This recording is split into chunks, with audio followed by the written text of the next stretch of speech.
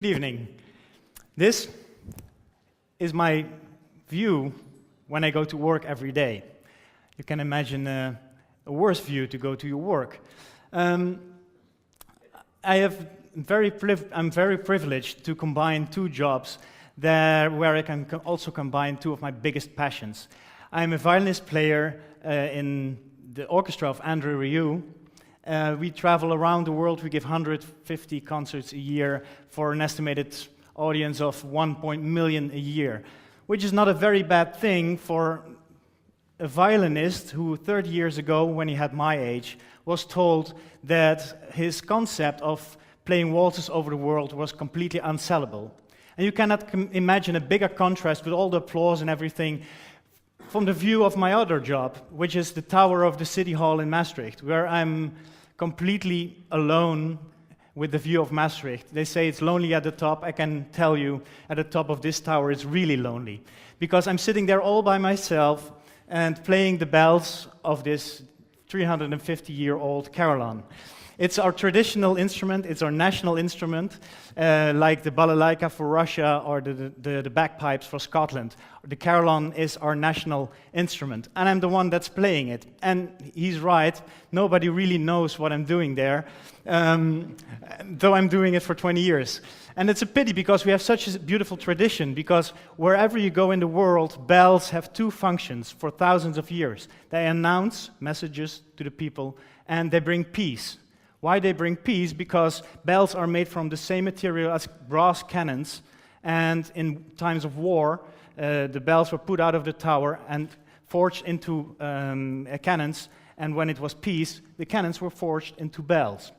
So, this, in like 1500 after Christ, this instrument became, the bells were played with a keyboard and became a real instrument. And it was like the radio of that time, where people could hear the newest hits. And when you have a radio, you want to have the biggest range possible. And that's why they had a very big competition to get the biggest bells possible to announce their messages. And bells had many functions in that city. It was to announce the time. Here you see a big music box that's in the city hall, which each half an hour announces the hour strike. But at the time, it was really like important to the people as the radio at this moment is. This is me. I'm and this radio, currently the DJ, or as they call it, carillonneur. I play the bells each Saturday at 12:30. And yeah, there's only one problem, because I'm a DJ with a very nice instrument, but nobody hears me, and there is no way that I can put people up into the tower. I'm completely invisible. So I had a mission.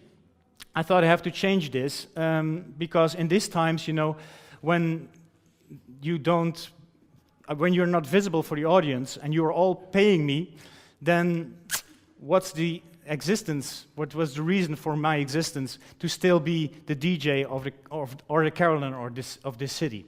Sometimes you have some people listening to the tower, like you see here, but I had a bigger mission. Like Andre 40 years ago, I thought, why not bring this music to the people? And that's why I invented this thing. It's a mobile carillon. It's a carillon on wheels in frames that you can build like Lego blocks, and it's especially designed to be played indoor. And with this instrument, I thought, when you cannot bring the people up into the tower, you can bring the carillon down to the people. And that's where a boss like Andre Rieu comes in very handy, because he took the instrument, this mobile carillon, into his tour and traveled all over the world with it. We played in 120 big capital cities all over the world. We traveled all the continents except for Antarctica, because that was not possible. And then disaster struck. Christmas Eve, 2009, the instrument was only 2 years old. Bronze thieves stole all my bells. Insurance, of course, had his reasons not to pay the whole thing, and I lost 10 years of my savings that I put so passionately into my mobile carillon. So a mission is a mission, so I raised the mortgage of my house, and I bought a new one. And my goal was now not only to bring this instrument to the people, but also paying back 2 carillons. Fortunately, 2 weeks after I finished this, Museum Boijmans van Beuningen in Rotterdam came to me. They had this huge exposition in the submarine wharf in Rotterdam, and the Turkish artist Sakis transformed my carillon into an art object of 18 meters high, which played in the submarine wharf for more than half a year, which was for me a very good occasion to pay back the first carillon. And the reason that I think my idea of bringing the carillon, this old, medieval, mysterious instrument, to the people, that it works is that I do it in very unconventional occasions, like a rock concert. I mean, when 4,000 kilos of bronze isn't heavy metal, I don't know. So, and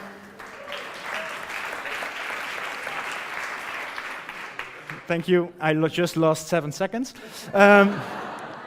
This is a project that we did in Maastricht on the big square, where we played together with 5,000 children, together with the mobile carillon. So these are my ways to bring the carillon back to the people, and I'm very proud that thanks to these innovative projects, UNESCO has just 2 weeks ago, 25th of November, announced that the carillon culture will be cultural heritage.